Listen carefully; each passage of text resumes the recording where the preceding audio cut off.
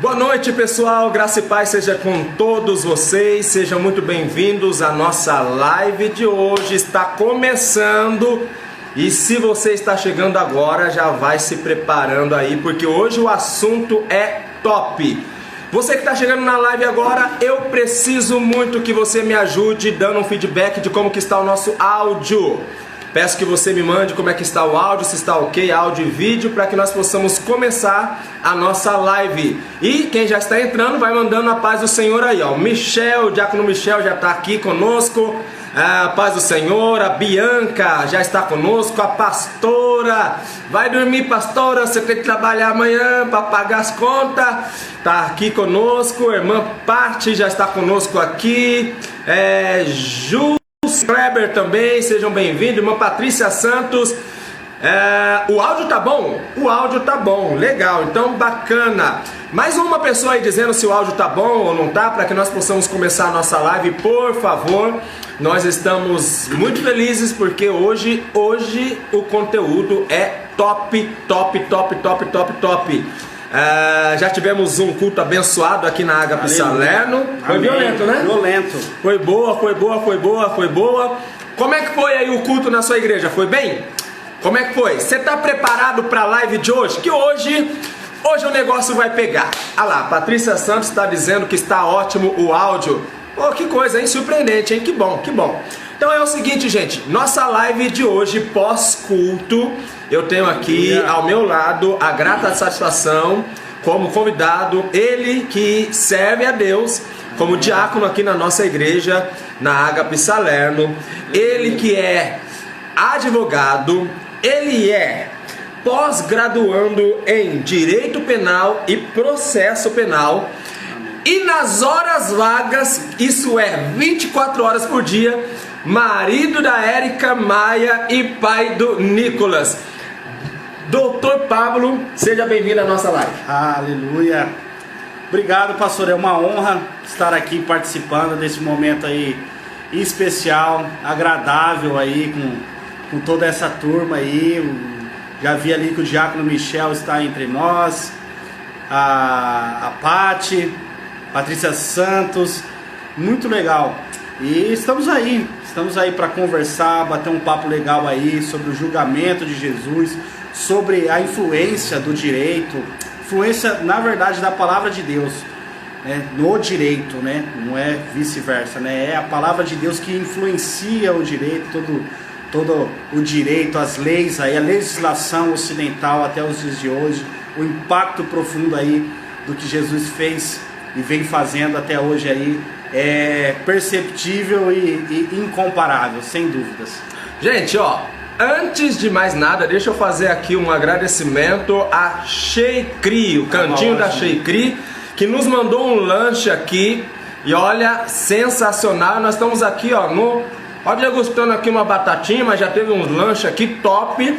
Cantinho da Sheikri. Eu vou deixar aqui nos comentários fixados, se você é aqui do Recanto dos Sonhos, Parque Salerno, toda a região aqui de Nova Veneza, eles entregam. E ó, hoje domingão, não dá pra colocar a mulherada pra ir pro fogão. Então, e pede lá no cantinho da Sheikri, fala que você ouviu aqui na live do pastor Henrique, eles vão te dar um atendimento especial. Eles ainda estão atendendo, hein? Então, chama lá a Sheila do cantinho da Sheikri. Gente, o negócio é o seguinte, antes de começar, eu quero ver se você realmente tem interesse no assunto. O tema da nossa live de hoje, doutor, é o julgamento de Jesus à luz do direito, é isso mesmo? À luz do direito, exatamente.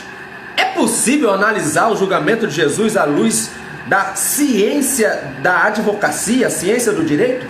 Perfeitamente. O julgamento de Jesus, muito embora tenha ocorrido aí há 2000 anos atrás, ele teve um devido processo legal. Ele observou as leis daquele momento, daquela época, tanto as leis da Judéia, do povo judeu, quanto as leis romanas. E Jesus ele teve uma sentença religiosa perante o Sinédrio. Jesus ele teve uma sentença romana, e Jesus ele teve uma sentença, vamos dizer até que contemporânea, que foi uma sentença democrática. Puxa E vida. a democracia é um conceito contemporâneo, mas Jesus ele teve uma sentença democrática. Então pera um E pouquinho. a gente vai chegar lá. Não, pera um pouquinho. É a primeira vez que eu ouço falar que o julgamento de Jesus, ele foi um julgamento democrático. Democrático. Eu sempre ouvi falar que não valeu de nada aquele julgamento lá. Não, pera um pouquinho. Então, se você acha que essa live é interessante para alguém, marca alguém nessa live. Você conhece algum pregador? Conhece alguém que gosta desse tema? Marca alguém nessa live, porque o doutor aqui vai explicar sobre os trâmites do julgamento de Jesus. Aliás, deixa eu aproveitar. Se você tem alguma dúvida relacionada ao direito, o Dr. Pablo ele atua especialmente no direito criminal, mas ele atende com maestria direito civil, direito trabalhista. Então, se você tem alguma dúvida relacionada a algum caso seu ou algum caso de seu interesse, manda a sua dúvida aqui, porque mesmo que saia um pouco do nosso assunto, o doutor vai poder, pelo menos, jogar um pouquinho de luz. Aquilo que for possível, ele vai poder te dar alguma ideia, alguma resposta referente às suas dúvidas na área do direito. Com certeza. Doutor, espera um pouquinho então. Vamos lá. Começa falando um pouquinho sobre o julgamento de... Nós sabemos que a fé cristã, Sim. ela está baseada em alguns prismas. Primeiro, que Jesus nasceu de uma virgem e veio em carne mesmo. Segundo, que ele morreu e, como diz um credo de algum lugar aí, padeceu sob Pôncio Pilatos. E terceiro, que ele ressuscitou. Esse tal do Jesus morreu, nós sabemos que houve ali uma série de trâmites que até hoje eu ouvi falar que houveram uma série de irregularidades. Ilegalidades, né? Ilegalidades. Sim. O que nós podemos observar do julgamento de Jesus que foi ilegal, por assim dizer? Se é que houve alguma coisa ilegal para a Amanda que está entrando aqui agora, para Keila, para todo mundo que está nos acompanhando nessa live hoje sobre o julgamento de Jesus à luz do direito. Por Paulo, pastor Paulo Roberto lá de Montemor, Pastor Paulo Roberto. Pastor Deus Paulo, abençoe. o que houve, doutor Pablo, de irregularidades no julgamento de Jesus, se é que houve? Legal, vamos lá, né? Irregularidades no julgamento de Jesus. Eu posso afirmar para o senhor, pastor, que com certeza não houve nenhuma irregularidade no julgamento de Jesus. Por que isso? Se houvesse qualquer irregularidade no julgamento de Jesus, o julgamento seria inválido, seria nulo de pleno direito. É o que aconteceu recentemente aí, não entrando no aspecto jurídico, do aspecto político, tá, gente? Mas foi o que aconteceu aí com o julgamento do atual presidente Lula. Ele foi julgado por mais de uma instância aí, mas em dado momento se constatou que o julgamento era ilegal e, em razão disso, foi anulado todo o processo, né? Se ocorresse isso com Jesus, se houvesse qualquer irregularidade, qualquer nulidade no processo de Jesus, poderia se dizer que a morte dele foi em vão. E absolutamente não foi isso que aconteceu. Tudo que Jesus passou, tudo que Jesus fez foi um ato profético, já estava na profecia, e inclusive Jesus atuou em seu próprio julgamento como defensor e como promotor. Jesus então ele foi réu no seu próprio julgamento, ele foi defesa no seu próprio julgamento e ele foi promotoria. O que é promotoria? Só para vocês entenderem. A promotoria é um membro do Ministério Público que é responsável pela acusação no seu processo. Jesus ali, em dado momento ali, quando ele é levado para o sogro para Anás, primeiramente, quando ele é preso ali no Getsemane, ele é levado lá até Anás, que é o sogro de Caifás. Isso. Né? Ele chega ali perante Anás para ser interrogado. Sim. E ali já era um ato, vamos dizer assim, era um inquérito policial. Vamos dizer assim, era o IP ali, era um inquérito policial. Como se tivesse aberto o processo, aberto a queixa. Certo. Né? Jesus foi preso em flagrante, foi levado lá, foi aberto a queixa ali. Mas ali já se observava o processo. E naquele momento, Jesus, sendo um conhecedor da lei, Jesus sendo já um advogado é aquele que conhece a lei, que tem a observância, que tem a propriedade de conhecer a lei. Jesus ele já era um conhecedor da lei, e ali naquele momento Jesus ele já poderia alegar uma nulidade do processo, porque ele foi interrogado sem nenhuma testemunha. Certo. E Jesus falou assim: mas aqui não tem ninguém, está só eu, você e os guardas aqui. Eu tenho que ser interrogado diante de testemunhas, porque era o que o concílio, o que o sinédrio, o que a lei judaica observava. Tinha que haver testemunhas para que a acusação fosse válida. Então Jesus ele é levado lá para a casa de Caifás, onde tem todas as testemunhas, e ali se dá o primeiro ato vamos dizer, a IJ, a audiência de instrução e julgamento. Ela se dá ali perante os demais membros ali do conselho, do sinédrio, os fariseus e todas as testemunhas ali de acusação. Ô, doutor, mas aí me responda uma questão. Você Sim. disse que não havia testemunhas lá, e lá já se configurava ali então uma nulidade. Uma nulidade. Ali havia uma nulidade. E o próprio Jesus ele poderia ficar calado.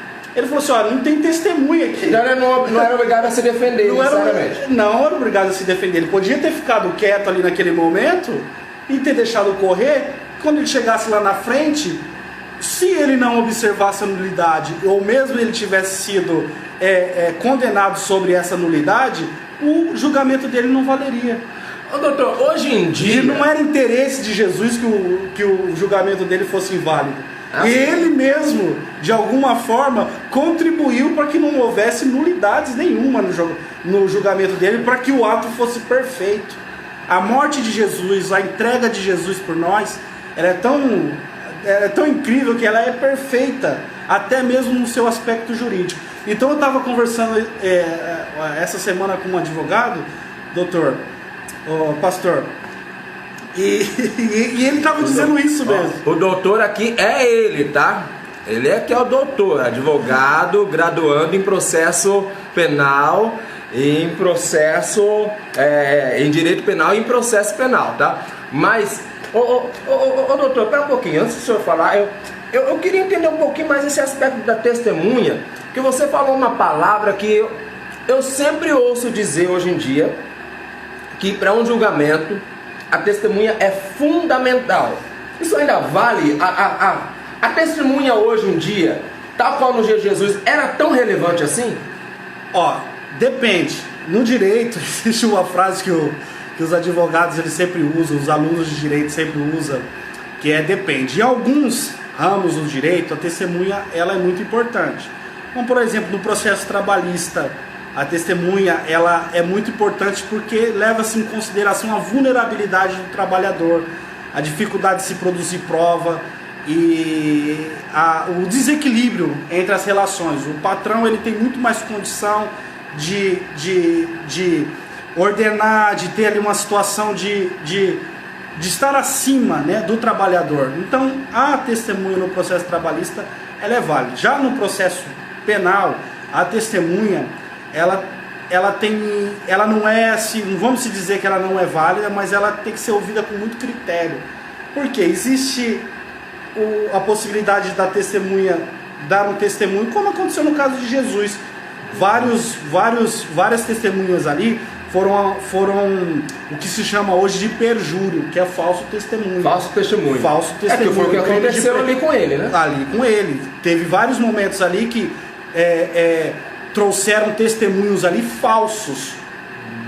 E ele ajudou, aí que ele entra como promotor. Que ele usou um princípio que a gente chama no direito. Até hoje existe esse princípio, e esse princípio ele deriva lá de Jesus, que se chama o direito ao silêncio. Direito ao silêncio. O direito de ficar calado. Certo. No direito, esse princípio no direito penal se chama nemo tenetur sed tegere. Pera um pouquinho. Pera um pouquinho. Essa daí falou grego, falou romano, falou línguas estranhas. É romano. Latim. Como é que é o nome? Nemo tenetur sed tegere. Ninguém é obrigado a produzir prova contra si mesmo. Eu não sei você, mas O primeiro direito que eu descobri que eu tinha na vida era o direito de ficar calado. Ficar calado. A gente assiste Quem um ensinou isso filme. foi Jesus. Quem ensinou isso foi Jesus. Foi Jesus. Isso vem de Jesus. É o direito de ficar calado. Olha lá, o Heber entrando, o pastor Paulo dizendo paz do Senhor, boa noite. A pastora nossa, beijo no coração, nossa pastora. Eu não sabia disso. Pega a Constituição ali pra mim, pastor, por favor. Aqui, ó, a Constituição tá aqui, ó. A Constituição. Constituição da República. O tal do direito de ficar calado, quem inaugurou Foi Jesus Cristo. Foi Jesus Cristo. Jesus Cristo, ó. Ah, essa é boa, essa eu quero ver. O princípio ele está esculpido na Constituição Federal, ele está esculpido lá no artigo 5º, inciso 63. Gente, quem não tiver uma Constituição, você pode escrever aí para o seu deputado, viu? Para quem você votou, para o seu senador, ele é obrigado a te enviar uma Constituição. Ou então dá um Google aí no site do Planalto, escreve Constituição Planalto, vai vir a Constituição mais atualizada para você. Mas isso é só para você que votou, viu? Que você que não vota também não dá. Como, aí já não dá. Você vota em branco, nada. aí não dá nada.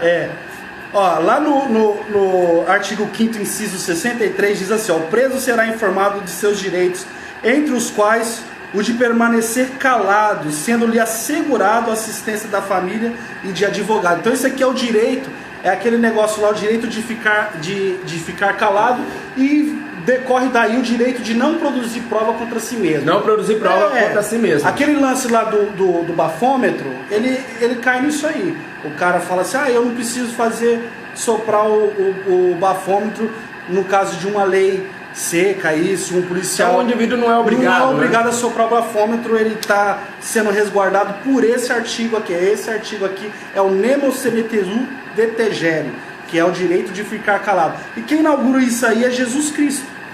A gente lembra esse texto aí? Lembra.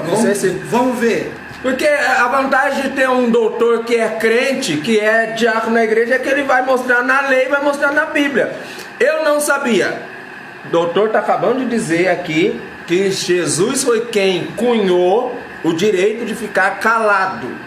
E que ao mesmo tempo que ele estava sendo colocado numa condição de réu, ele também foi promotor do próprio julgamento dele, que segundo o que o doutor nos mostrou aqui, não teve nada de irregularidade. E o argumento faz sentido. Se o julgamento dele fosse ilegal, logo o sacrifício dele seria ilegal. Seria ilegal também. Nulo.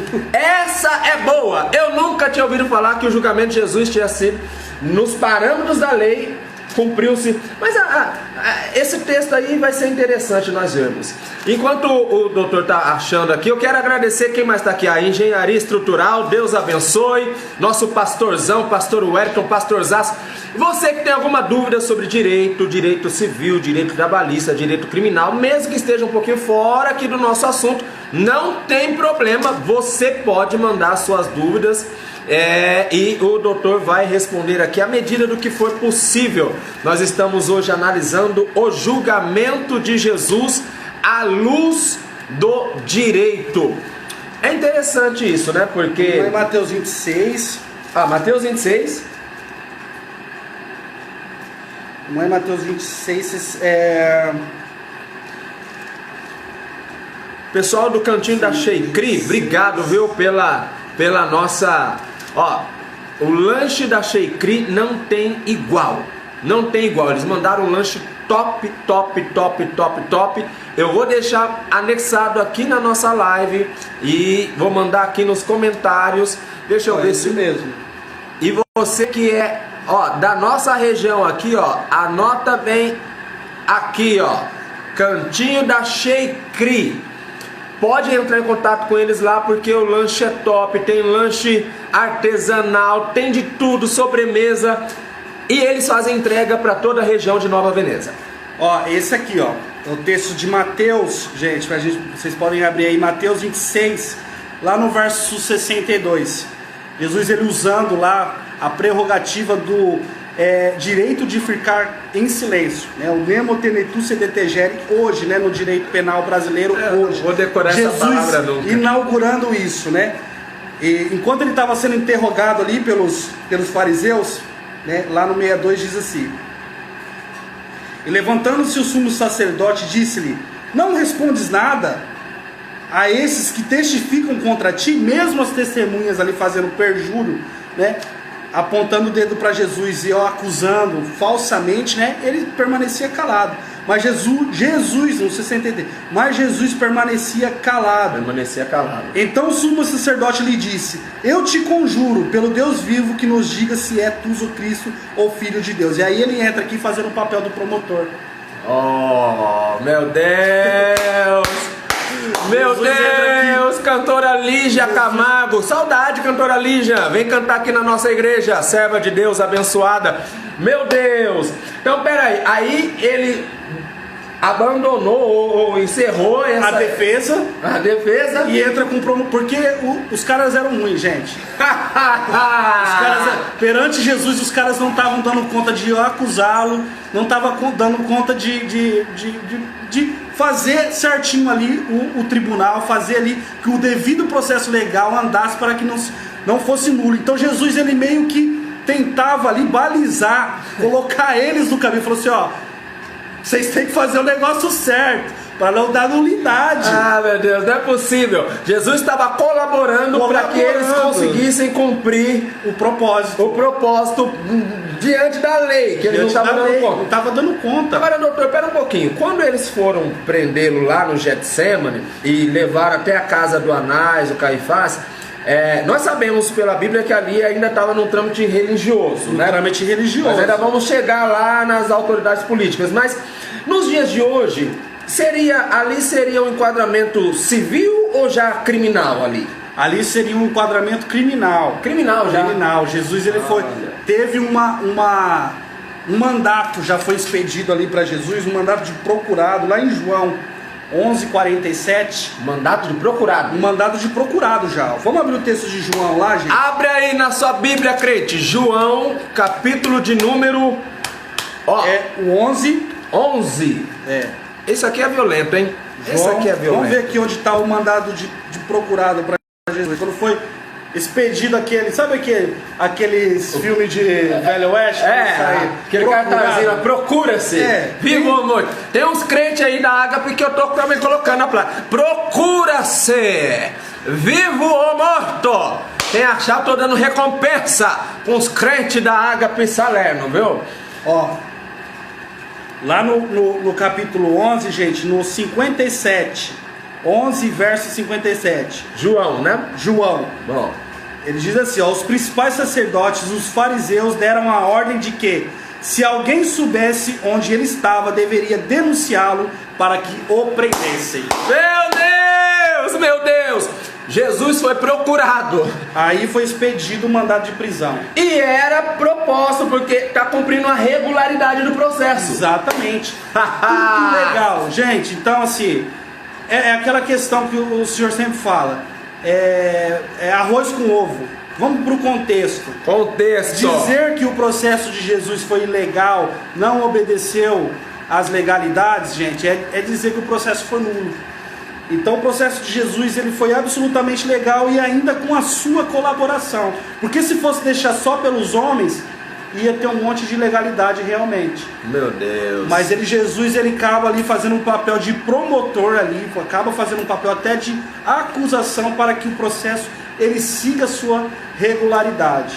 Meu Deus, não, eu queria muito, se você puder, deixa um coraçãozinho aí nessa live, sabe por quê?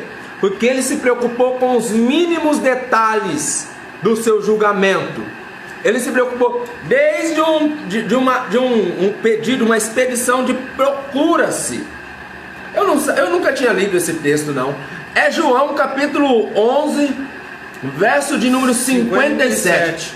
Os principais sacerdotes e os fariseus deram ordem de que, se soubessem onde ele estava, está aqui o procurado, deveria denunciá-lo para que o prendesse. Para de graça, meu irmão, você não fala nada. Isso aqui já é uma evidência de que ali foi instaurado um processo criminal contra Jesus. Boa. Ali ele já estava foragido. Já estava foragido. Meu Deus, meu Deus. Mas então, quando as testemunhas lá na casa do Anás Começaram a fazer perjúrio. Perjúrio, né? Aí Jesus ele tem que... perigoso isso aí, né? Hoje em dia, né? Hoje em dia é pena de o cara já sair algemado lá. Eu já presenciei já. Já, né? Já presenciei. Perigoso. O cara chega lá diante do juiz e começa a mentir e eu já saio algemado. Eu presenciei isso aí numa Maria da Penha. Boa, boa, ela é boa. Essa ali é boa. Essa é bosta aí, essa é bosta. Essa é ótima. Essa é ótima. Aí, beleza. Aí eles disseram, agora nós vamos ter que encaminhar, porque eles não tinham autonomia para executar ali. Não tinha, é importante saber, pastor, o senhor pode falar bem sobre isso. A pena capital. A pena capital ela era imposta somente por Roma. Apesar ali da Judéia ser uma província ali judaica e tudo, eles estavam sobre a tutela, estavam sobre o poder de Roma, do Império Romano. Certo. Né? Então César ali que mandava.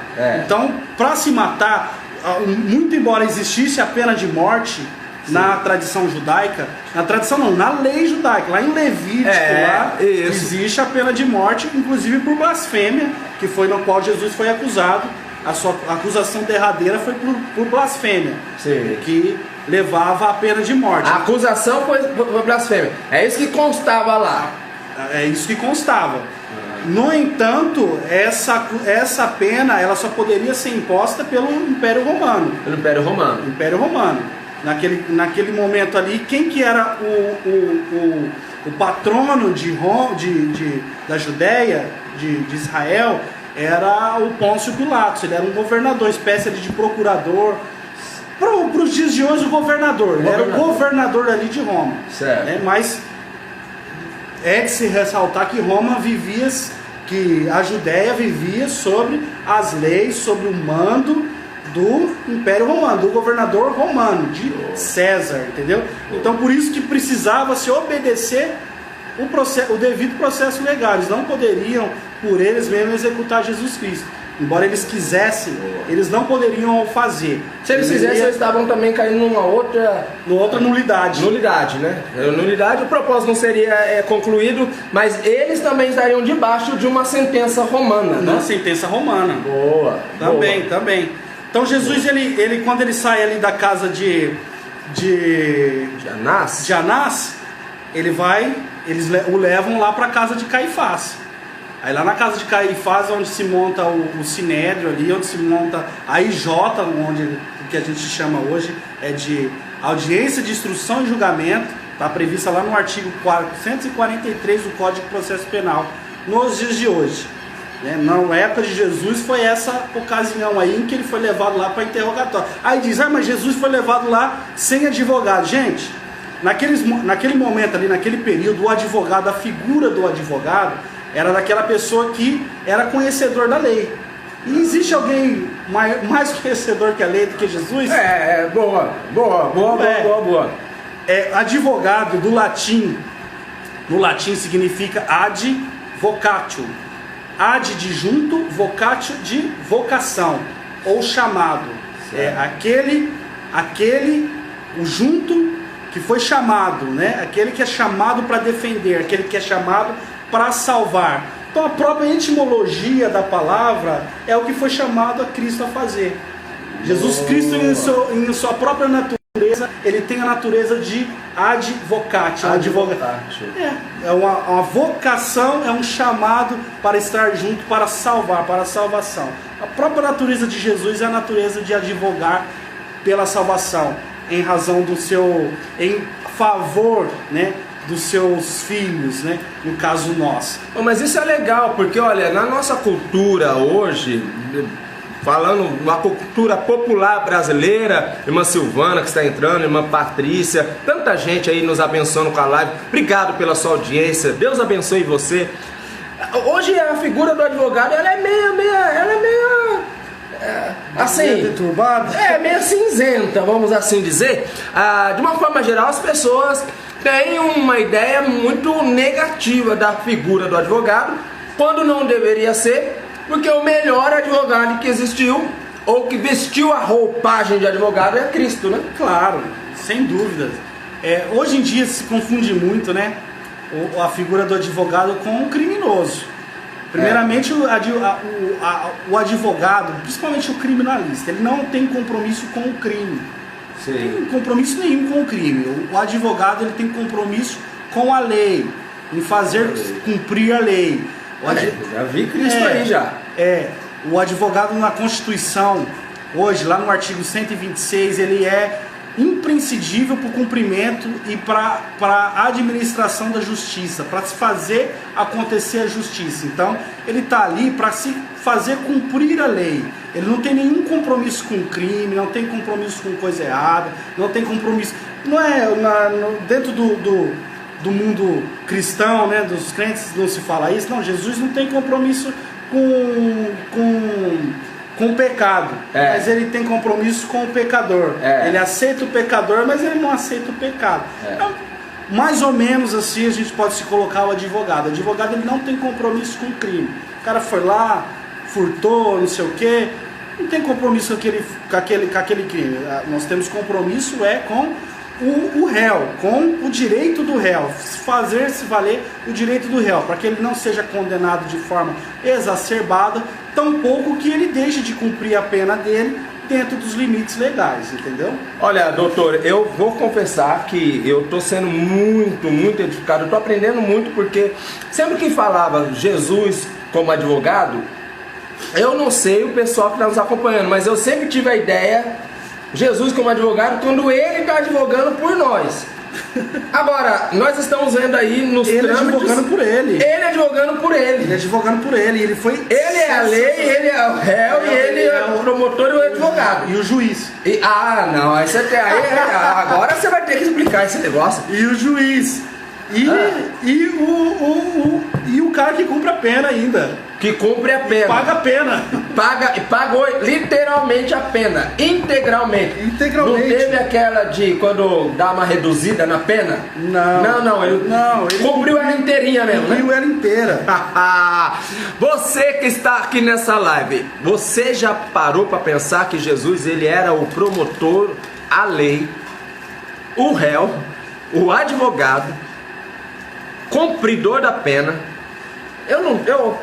Doutor, esse trâmite de Jesus aí é fantástico, né? Porque quando a gente vai pegando o caminho que ele foi fazendo, quando ele saiu ali da casa do Anás e o Caifás, e ele vai ser levado até as autoridades, é incrível, porque a primeira autoridade ali que o recebeu, que é o Pilatos, que o doutor já bem disse muito bem, que ele estava na condição de governador.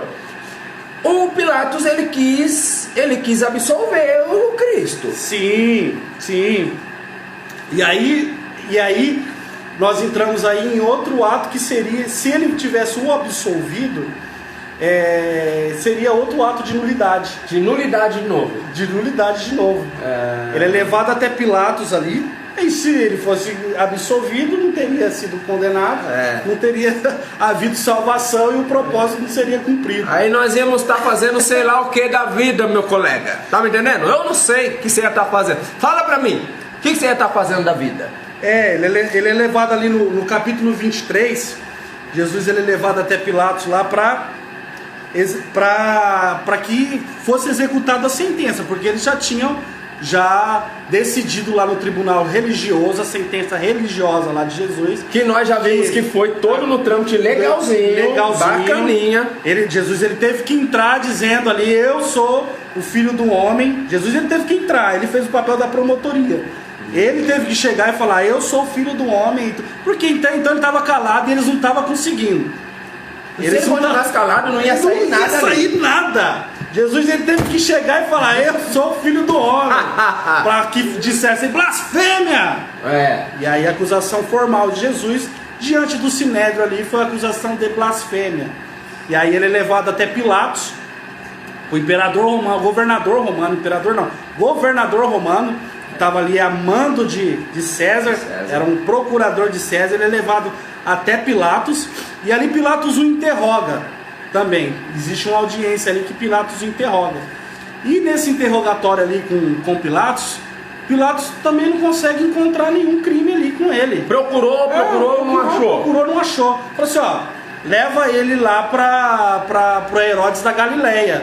Ali nesse trâmite ali, o Pilatos, nas peças, nas figuras de uma audiência, quem que a gente pode considerar o Pilatos ali? Ele era um advogado de acusação, um procurador?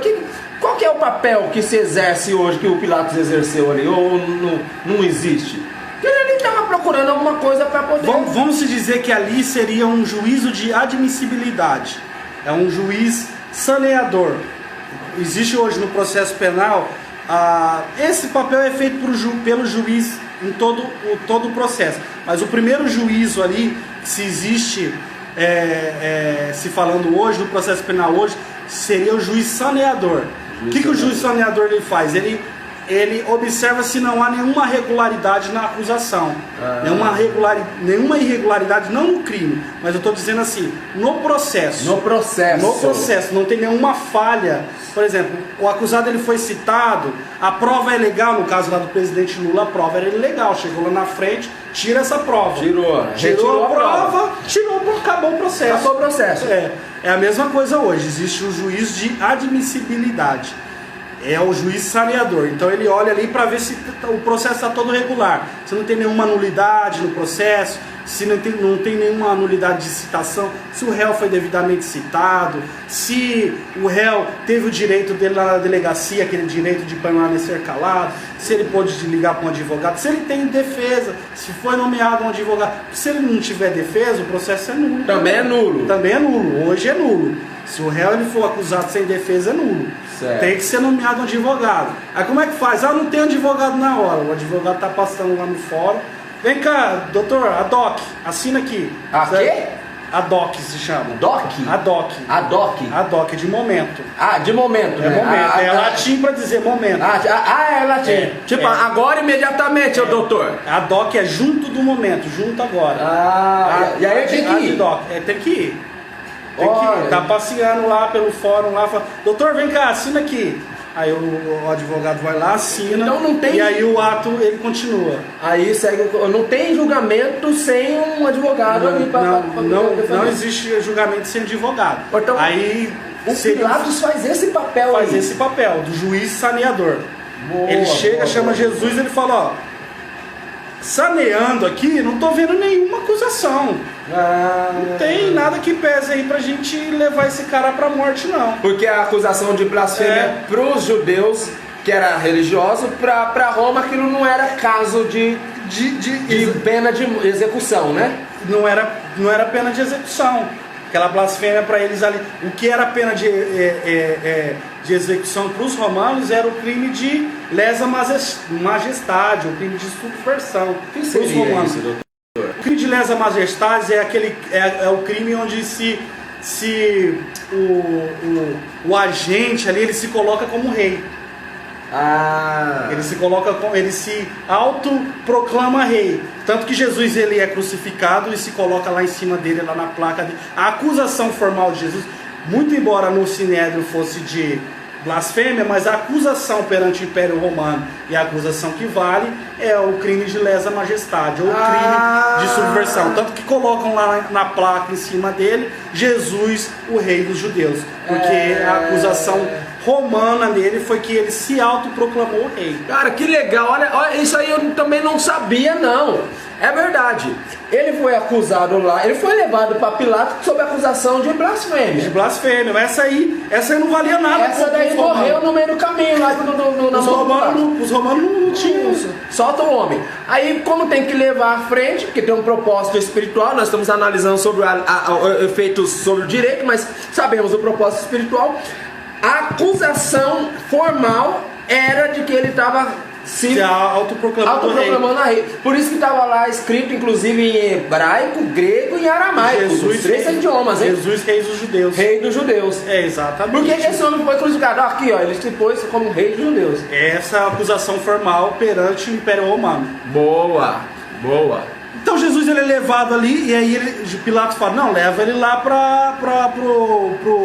pro rei Herodes lá da Galileia. O rei Herodes. Explica só essa parte, pastor. A Galileia, a Judéia naquele tempo era governada era Herodes, mas eram 3 Herodes, né? Tinha os Herodes Antipas, o Herodes da Galileia e o Herodes Agripa, né? Agripa, exatamente. Eram Esses três três aí. Herodes. O Herodes da Galileia ali era da região de Jesus. É. Então eles mandam o Jesus ali para a região da Galileia. Chegando lá, Herodes também ali meio embriagado ali, com aquela galera toda ali. Não, o Herodes... Não tem nada aqui. O Herodes é aquele personagem que ele nunca ouviu a voz de Jesus. Você sabia dessa?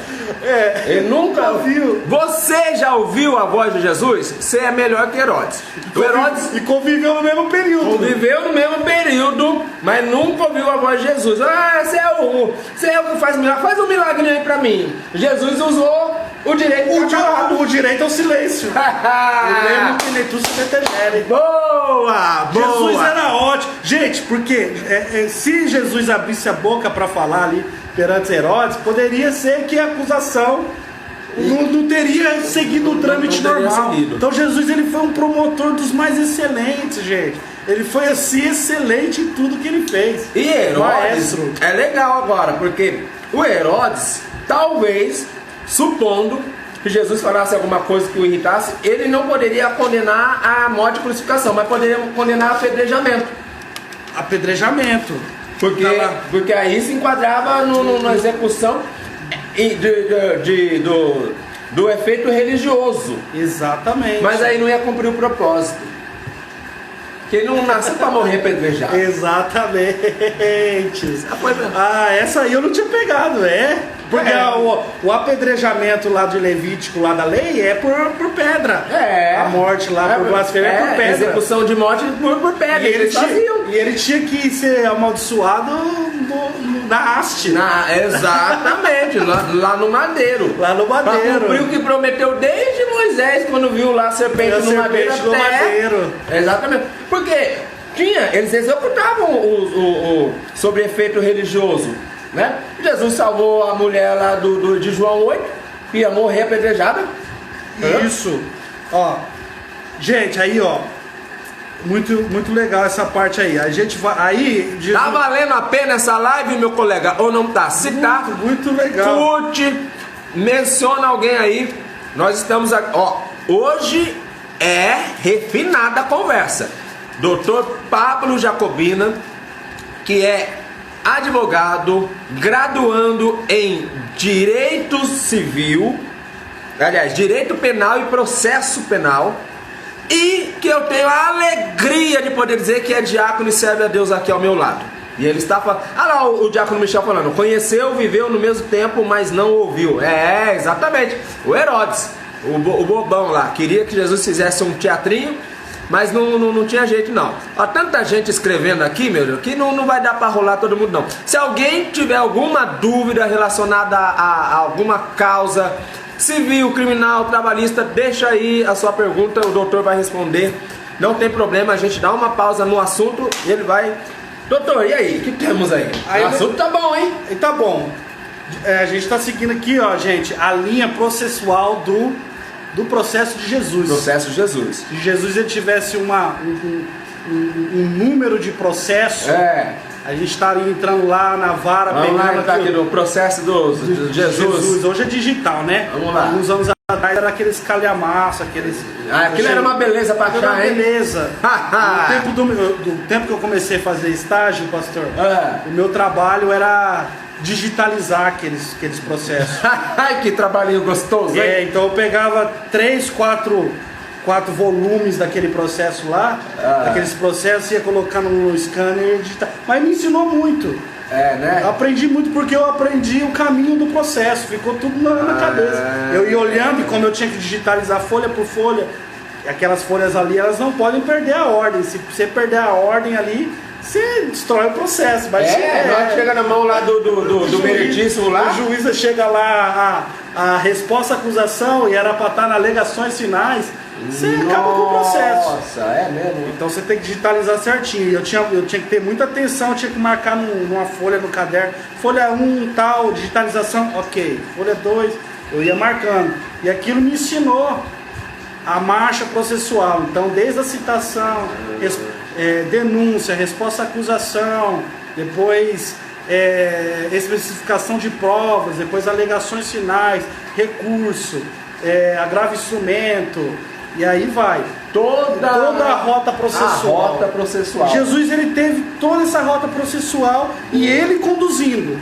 Porque se ele não tivesse conduzindo, os caras ali eram tão burros que era capaz de colocar tudo a perder.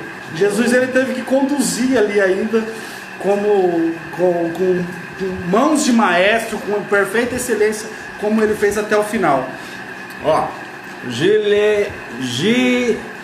como é que é ali? Gilardrossi. Se eu tiver errado, me corrija, tá? Entrou agora. Giliard Rossi. Ah, Giliard Rossi. Obrigado. Seja bem-vindo. Deus te abençoe. Diácono Michel dizendo, vai ter outro doutor aí. Tá vindo outro doutor aí, viu, pai? Fernando. Deus te abençoe, Fernando. Amigão, hein? Faz tempo que eu não te vejo, hein? Deus te abençoe. Aleluia. Estamos analisando com o doutor Pablo o julgamento de Jesus à luz do direito, minha gente. À luz do direito, tudo cumprido ali. Isso. Jesus volta para as mãos de Pilatos, de bons Pilatos. Pilatos fala, manda castigar. Açoitam, manda castigar. Eu ainda não vou matar, manda castigar. Então Jesus, ele vai lá pro açoite. O pastor pode falar melhor que eu aí, todo esse processo de dor e tudo, de açoite, que nós já conhecemos e tudo. Ele vai pro açoite ali, e aí Pilatos ainda, Pôncio Pilatos ali, ele ainda propõe ali pro povo ali, ele querendo de alguma forma sair daquela situação ali, ele ainda porque era Páscoa. Era a festa da Páscoa aquele momento. E aí o que se costumava fazer na Páscoa lá, pastor? Se costumava perdoar era o induto de Natal que se chama hoje. É o induto de Natal da época. De Natal da época. Só. Era a saidinha. A saidinha. Essa foi boa. Era a saidinha da época. Aí Pilatos, ele propõe ali, falou assim, ó, tá na festa de Páscoa de vocês, então vocês têm direito a perdoar um prisioneiro. Então tá aqui Jesus e tá aqui Barrabás, né? Tipo que assim, ó, tá aqui Jesus, não tem crime nenhum, já foi açoitado, tá vendo? Tá aqui Jesus. E quem que vocês votam? Aí que eu entro com o senhor que eu falei naquele momento, a sentença democrática de Jesus. Sentença democrática. Vamos abrir o texto lá? Vamos ver. Lá em João, gente. A partir do João 18. João 18, hein? João 18. A partir do verso 38 diz assim, ó. Disse-lhe Pilatos, que é a verdade? E tendo dito isso, saiu uma outra vez aos judeus e lhe disse, eu não acho nele delito algum. Certo. Vós tendes o costume de soltar alguém na Páscoa. Quereis, pois, que vos solte o rei dos judeus? Então todos gritaram de novo, dizendo, não a este, mas sim a Barrabás. E Barrabás era ladrão. Eles preferiram soltar a Barrabás e manter Jesus preso. E ainda nós temos lá no 6, no 19, João 19, aqui é a derradeira sentença. Derradeira sentença, onde Jesus, ele tem uma sentença que é assinado por um júri popular. Júri popular. É um júri democrático. Júri democrático. O Michel falou lá, júri popular. Lá, acertou mesmo aí. Acertou, júri popular. Jesus, ele foi levado a um júri popular. Popular. A gente tem lá no 6, 19 e 6. Quando o viram, os principais sacerdotes e os guardas gritaram dizendo, crucificam. Disse-lhes Pilatos, tomai-o vós e crucificai, porque eu não acho delito nele. Pilatos lava as mãos. Aí o ato de lavar as mãos ficou até um ato simbólico hoje em dia, né? Então a sentença de Jesus, ela é formalizada aqui nesse momento, é o trânsito em julgado, vamos dizer assim. Esse tema aí, trânsito em julgado. Trânsito em julgado. Dali já acabou os recursos. Ali não tem mais recurso. E não volta mais, depois que ali não volta mais. Transitou em julgado, não volta, a não ser que haja uma nulidade. Que encontra uma nulidade. Por isso que não podia ter. Olha aí, por isso que não podia ter. A única coisa que quebra o trânsito em julgado é a nulidade. A nulidade no processo é a falta de fórmulas, é a falta de fórmulas, não é nem o crime em si, mas é a falta de fórmulas processual. Ô doutor, mas aproveitando aí, até que o diácono também, Michel, escreveu ali júri popular, o doutor entrou aqui no júri popular. Hoje em dia, que eu não entendo bem, o que leva um caso a júri popular e outro a não júri popular? O que determina que um caso vá a júri popular? Tá, vamos lá. O júri popular, eles são crimes dolosos contra a vida. Vai para júri popular, existe lá uma previsão no artigo 73 do Código Penal e na Constituição também. Na Constituição não vou me dizer o artigo que eu não lembro. Eu lembro se eu for lá procurar, mas do Código Penal é o artigo 73, que traz lá os crimes de competência do Tribunal do Júri. Quais são os crimes que vão para o Tribunal do Júri? São os crimes dolosos contra a vida. Então, crime de homicídio, o crime de infanticídio, o crime de feminicídio, o crime de aborto, o crime de indução ao suicídio. Olha, indução. Quem induz o suicídio. Então esses são os crimes lá do rol lá, que são levados ao Tribunal do Júri. Eles são julgados por juízes, juízes leigos que se chamam. São pessoas do povo que são escolhidas, são 25 pessoas, elas são escolhidas, são levadas até um tribunal. Dessas 25 são tiradas lá 14, dessas 14 são tiradas 7 que compõem o grupo, os juízes leigos. São pessoas do povo, professor, policial, pastor, qualquer pessoa vai compor ali o tribunal de sentença e é eles que vão dar o veredito ali no crime. Se o crime foi realmente um homicídio, se foi uma legítima defesa, se foi uma tentativa, são os júris ali que vão dar a sentença. Né? Então, são crimes contra a vida. Certo. Nem todo crime contra a vida. Por exemplo, crime de latrocínio, que é roubo violento seguido de morte, esse crime não é de competência do júri. Não é. Esse crime já existe um tipo penal próprio dele, que é uma qualificadora do artigo 157 do Código Penal. Ele é uma qualificadora lá do artigo 157 e ele tem a sua pena própria, o seu rito próprio, ele não vai para o júri. Entendeu? Crime de sequestro seguido de morte, que é uma qualificadora também lá do artigo 121, não vai para o júri. Crime de terrorismo, que é hediondo, não vai para o júri. Crime de tortura não vai para o júri. Crime de estupro não vai para o júri. São tipos próprios que não vão para o júri popular. E mesmo sendo um júri composto de pessoas, entre aspas, leigos, né?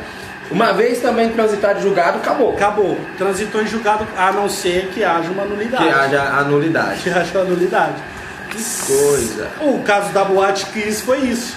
Eu não sei se o senhor soube recentemente, os garotos ali da banda Gurizada Fandangueira, eles foram acusados ali no tribunal do júri, eles foram levados a júri popular, eles foram julgados, eles foram sentenciados lá pelos juízes leigos ali, só que os advogados, lá, inclusive os advogados ali daquela turma ali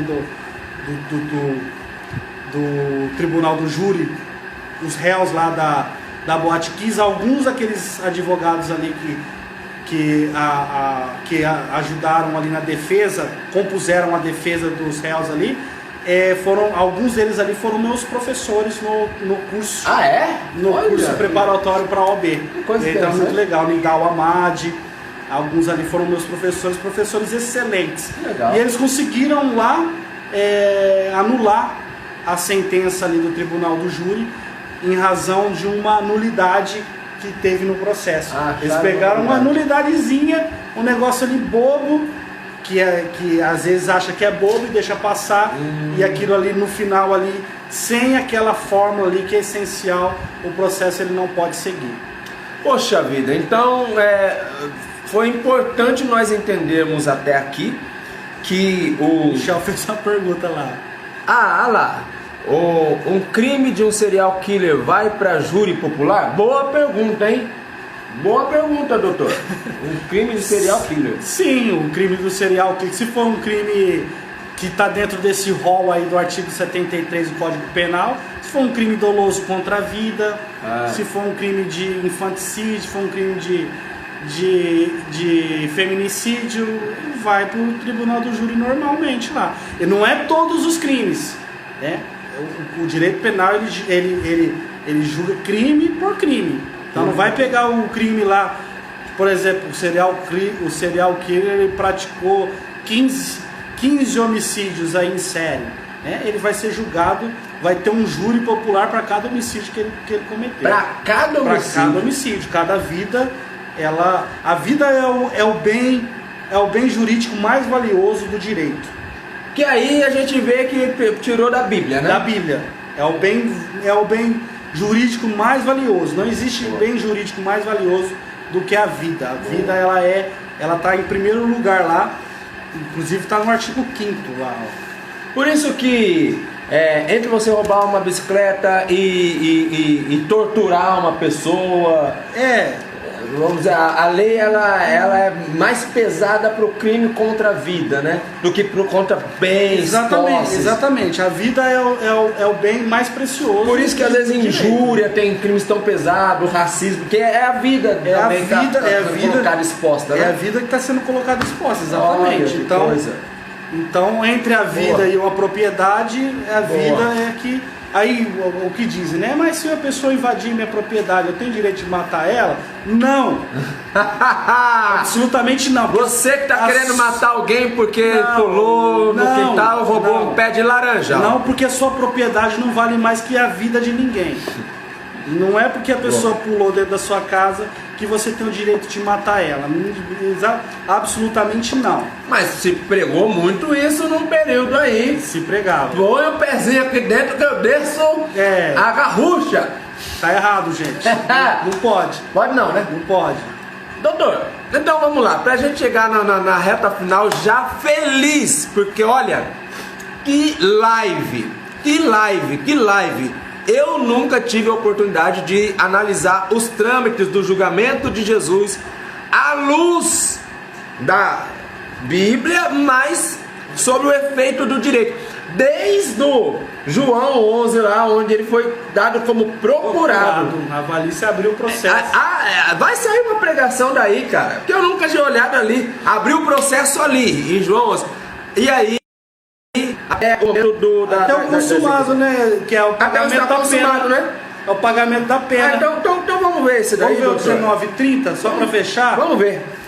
Então lá no 19, capítulo 19, verso 30, Jesus ele é condenado, sai a sentença ali popular, do júri popular, crucificam, ele é levado para a cruz. Lá na cruz ele passa todo aquele sofrimento e tudo mais. E aí ele estando ali na cruz, ele olha, né? Vamos ver o verso 30 lá, 19:30. Logo que Jesus tomou o vinagre, disse: está consumado. E, inclinando a cabeça, entregou o seu espírito. Glória a Deus. Aqui é o famoso tetelestai. Aleluia. Então, até arrepia. Aleluia. Até arrepia. Aleluia. Aqui se confirma o que a gente começou falando. Jesus ele foi o advogado, ele foi todas as partes do processo. Ele foi o advogado, ele foi o réu, ele foi a defesa, ele foi o promotor, ele foi as testemunhas, porque não tinha nem testemunha para acusar ele. Testemunha ruim. Foram falar que ele estava dizendo que não podia entregar imposto pro imperador. Sendo que ele já tinha dito lá, dá a César o que dá de César. Ele mesmo pagou. Vai lá pescar lá, ô Pedrão. Paga o meu. Paga o meu, exatamente. Então as acusações ali, os testemunhos eram péssimos. E ele teve que fazer esse papel, teve que chegar lá e falar assim: não, eu sou mesmo filho do rei, que vem assentado nas nuvens, eu sou esse cara aí. Então disseram blasfêmia. Meu Deus. E ele foi para a cruz, se colocou na cruz. Meu Deus. E entregou o seu espírito. E tetelestai, está consumado, está pago. Que lá no direito grego, esse tetelestai significava recibo, era pago. Quando se comprava uma propriedade, um escravo, por exemplo, e você dava liberdade para esse escravo, você entregava um recibo para ele escrito tetelestai, que é está pago, está consumado. Ou você tinha uma propriedade, você estava devendo essa propriedade, você terminava de pagar ela, você recebia um recibo bem grande escrito tetelestai.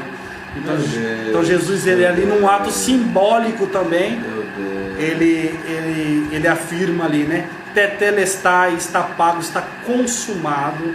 E Jesus, ele cumpre com toda a profecia e com o propósito dele ali, que ele veio cumprir e continua cumprindo na vida de todos até o momento. É porque eu acredito, assim, isso já é da minha convicção, né?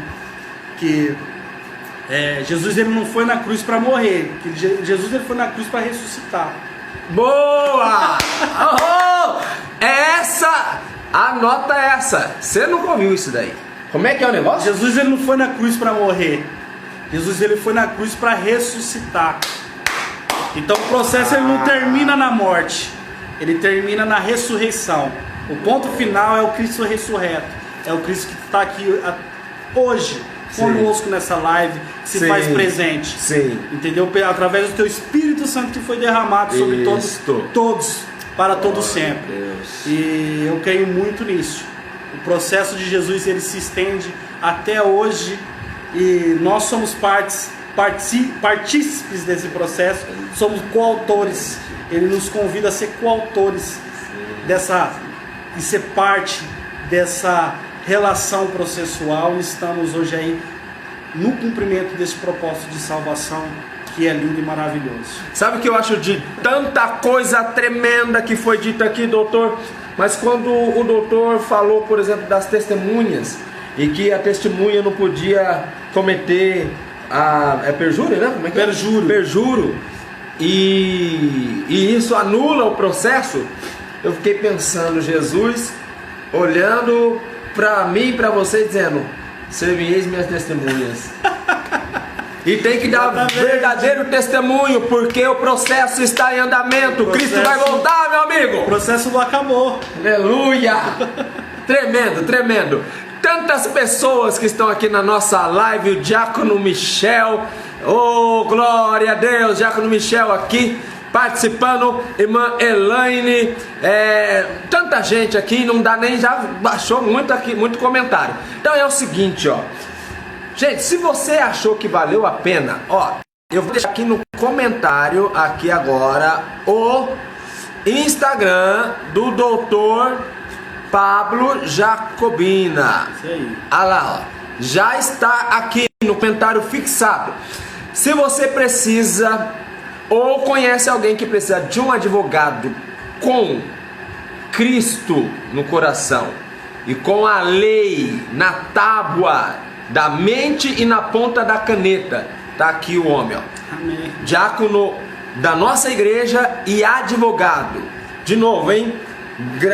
Pós-graduando em processo penal e direito penal. Ele atua no direito criminal, civil, trabalhista, gosta de atuar no direito criminal.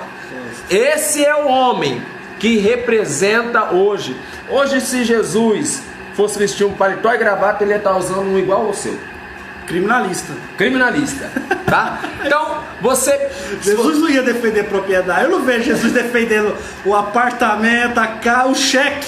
Eu só vou defender o cheque aqui desse cara. Defender a vida, né? Defender a vida. O que Cristo fez, com todo respeito, claro, a todos os nossos... Todos. Sempre, lógico, né? Mas uma causa muito grande aqui, mais nobre. Então, diácono da nossa igreja e advogado, pode procurá-lo, tá? Você vai, eu tenho certeza que ele vai agendar contigo para você tomar um café lá no seu escritório. Ele atende aqui no centro de Sumaré, em frente ao fórum. Então é um local estratégico no centro de Sumaré. Vale a pena você entrar no Instagram do doutor, solicitar a ele um horário para que ele possa te receber no escritório, ouvir a sua demanda, te auxiliar e, a depender da situação, até mesmo você pode ter a grata satisfação de escolher um advogado à altura da urgência da sua causa, tá bom? Eu recomendo mesmo. Aliás, todo o trabalho que ele executa, além do profissionalismo dele, da sua competência, tem a mão de Deus e a bênção da nossa igreja. Então, pode ter certeza que se você entregar a tua causa na mão do advogado Pablo, você está entregando a tua causa nas mãos do próprio Deus, tá bom? Aleluia. Doutor, obrigado, viu? Eu que agradeço. Obrigado mesmo. Que Deus continue te abençoando com todos os seus clientes, com toda a parceria, todo o escritório de advocacia. Uma honra poder tê-lo aqui conosco. Se você gostou, deixa o seu curtir aí, vai mencionando várias pessoas para assistir essa live. Essa live vai ficar 24 horas à disposição. E quem sabe a gente volta numa ocasião para... Ó, a Bíblia e o direito tá em tudo quanto é canto, né? Tudo. É boa. O preâmbulo da Constituição, lembra? Ah, fecha com essa daí. Gente, para quem diz que o Estado é laico, presta atenção, o Estado é laico, mas não é ateu, tá bom? Ó, segura essa aí, ó. Você que tem um tiozão que é ateu, segura essa aí. O preâmbulo da nossa Constituição, ele nos informa assim: nós, representantes do povo brasileiro, reunidos em Assembleia Nacional Constituinte para instituir um Estado democrático, destinado a assegurar o exercício dos direitos sociais individuais, a liberdade, a segurança, o bem-estar, o desenvolvimento, a igualdade, a justiça como valores supremos de uma sociedade fraterna, pluralista e sem preconceitos, fundada na harmonia social, comprometida na ordem interna e internacional, com a solução pacífica das controvérsias, promulgamos sob a proteção de Deus a seguinte Constituição da República Federativa do Brasil. O Estado é laico, mas não é ateu. Não é ateu. Deus te abençoe. Vai dormir com essa, viu? Tchau.